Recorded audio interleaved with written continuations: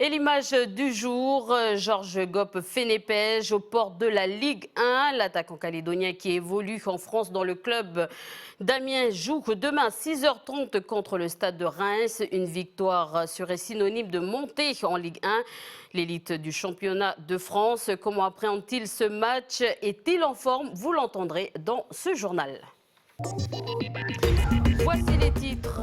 3 nouveaux candidats pour les élections législatives. Aujourd'hui, c'était le dernier jour des dépôts des candidatures. Parmi les 22 prétendants au poste de député, Germaine Nemia Bishop, Calédonia, lui donne la parole ce soir. Le livre se partage tout comme une vidéo sur YouTube. Si tu veux partager ton livre préféré, tu peux le faire en 3 minutes sur YouTube. C'est le principe du premier concours des booktubers lancé dans le 2e festival international de l'île aux livres. Détails dans ce journal. Et enfin, parier sur une course hippique peut atteindre des sommes astronomiques. C'est ce qui crée l'engouement auprès des parieurs. Comment se passe le PMU? Réponse dans le feuilleton consacré aux courses hippiques. Ouvrons notre page législative.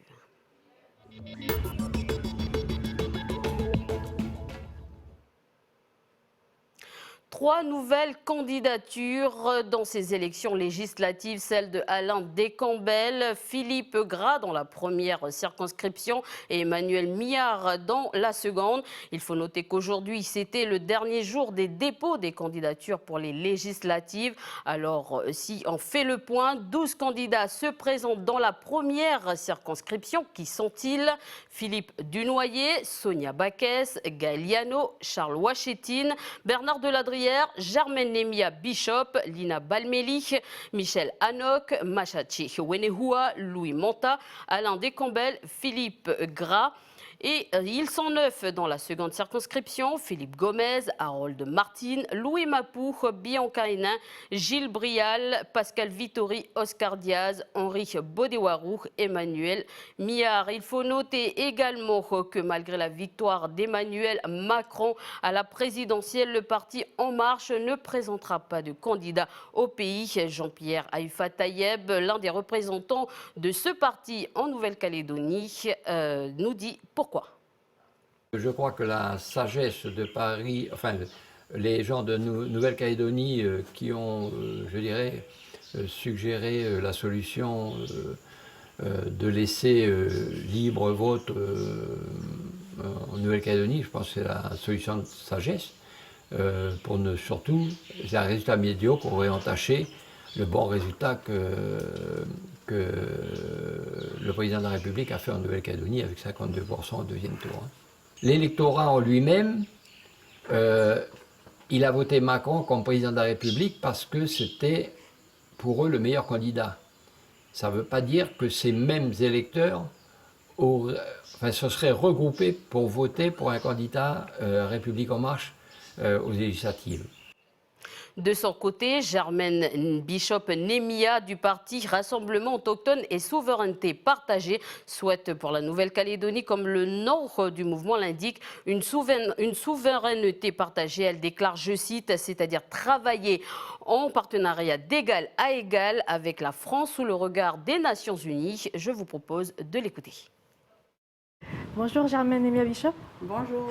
Alors vous êtes la fondatrice du mouvement Rassemblement autochtone et souveraineté partagée. C'est ça. Et candidate aux législatives dans la première circonscription. Tout à fait. Alors première question, quelles sont les grandes lignes de votre programme pour les législatives concernant la Nouvelle-Calédonie? Alors nous aurons juste une requête pour ces élections législatives. Nous demanderons l'application intégrale de la Déclaration des droits des peuples autochtones, qui a été adopté par l'Assemblée générale des Nations unies le 13 septembre 2007. Alors, un exemple concret, par exemple? D'accord. Alors, un exemple concret, ça concerne beaucoup la prison parce que c'est une des actions que nous voulons mettre en premier.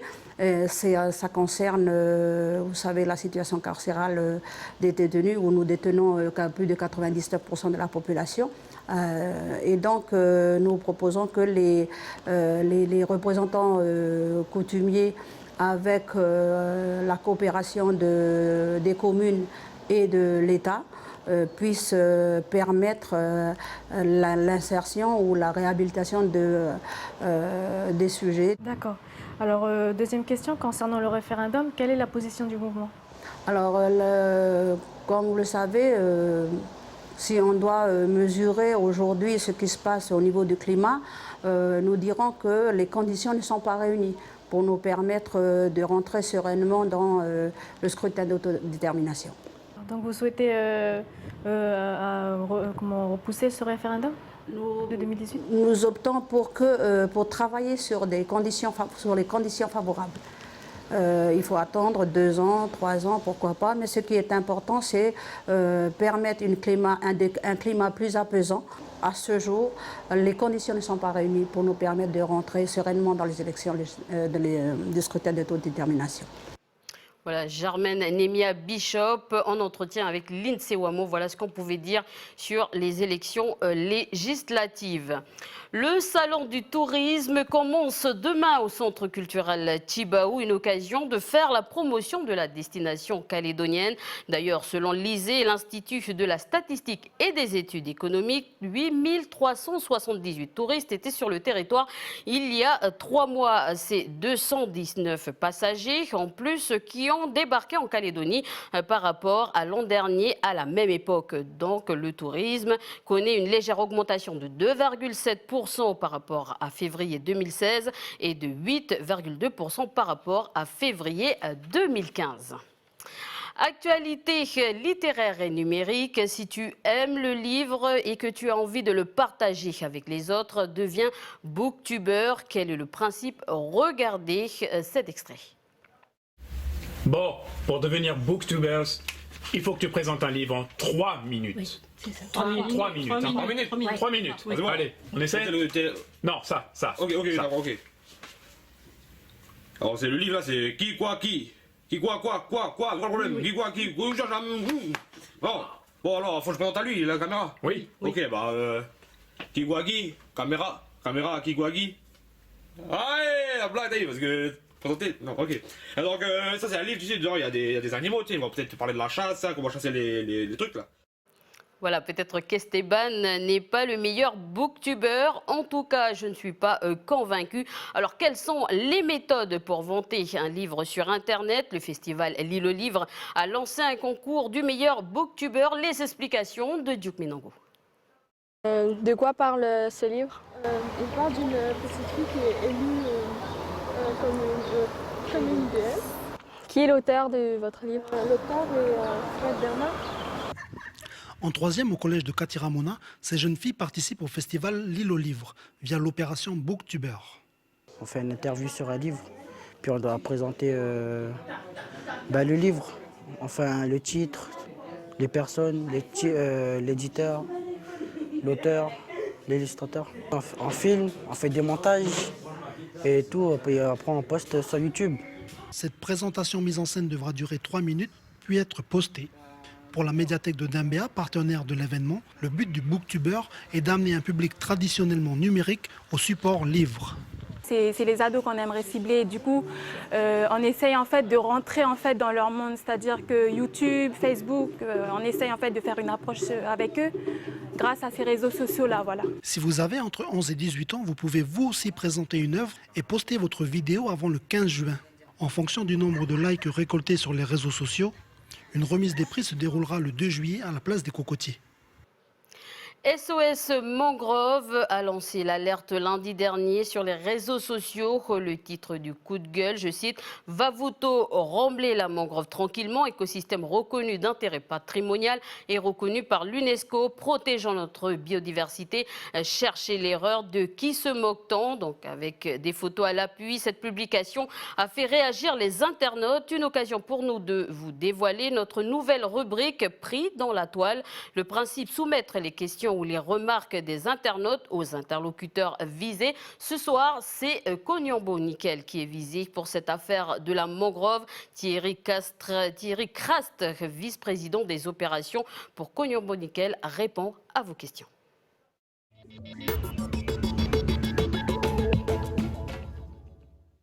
D'où vient le remblai? À quoi va servir cet emplacement immense? à y déverser des cendres de la centrale à charbon. Chaque jour, ce site s'étend. Adieu mangroves, crabes et écosystèmes. La nature des travaux est la création d'une route. Donc nous sommes en train de construire une route qui va faire à peu près 3,5 km de long et qui va nous permettre de transporter les scories de fusion de l'usine vers le prochain site de stockage de ces scories de fusion. Donc actuellement, nous stockons les scories de fusion à proximité de l'usine.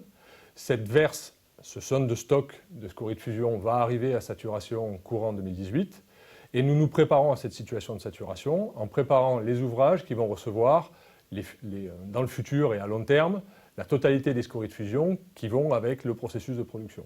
Donc le tracé a été imaginé au mieux, c'est-à-dire qu'on a essayé dans un premier temps pour limiter notre impact sur l'environnement d'avoir un tracé qui évite la zone de mangrove. Donc, malheureusement, nous ne sommes pas en capacité de pouvoir l'éviter totalement, et c'est pour ça que je vous ai dit tout à l'heure que nous avons à peu près une dizaine de pieds de palétuviers qui vont être détruits par nos travaux. Mais cette mesure d'évitement, nous avons essayé d'éviter, nous ne sommes pas en mesure d'éviter la totalité de la zone de mangrove, et donc nous compensons notre impact au travers de la replantation. Ils ont une autorisation pour pratiquer ainsi? De qui? L'autorisation obtenue fait partie de l'autorisation initiale, c'est-à-dire que ce dossier et cet impact est connu depuis le tout début. Donc notre site est un site classé pour la protection de l'environnement, donc c'est une autorisation ICPE.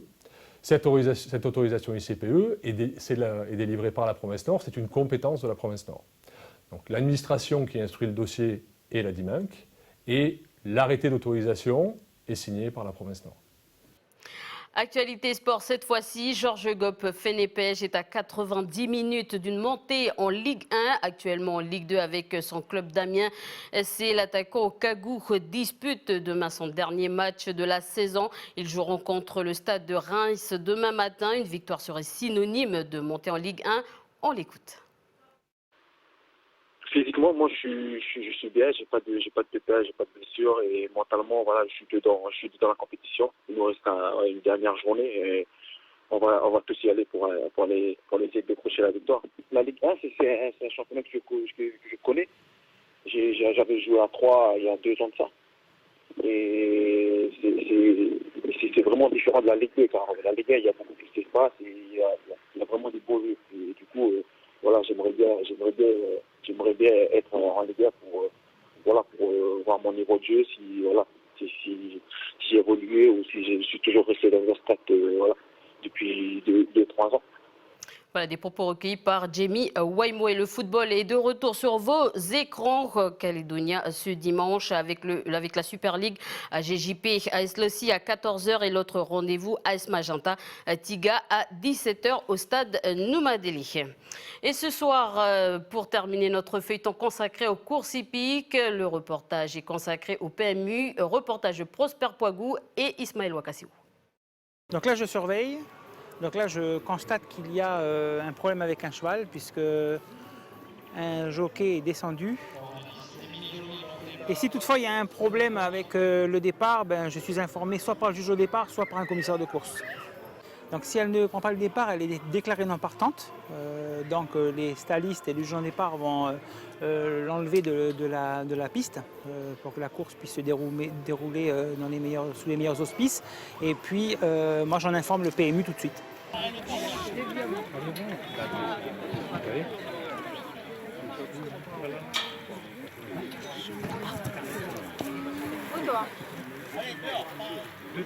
Le départ va être donné une nouvelle fois sans Bajixi. Donc plus que 7 chevaux au départ de ce prix Alphonse et Charles de Rios. Le départ est donné. Oui, Ignace, c'est parti pour la 9. Merci. Crystal Hill du Navis de la Nobo. Captain Whisper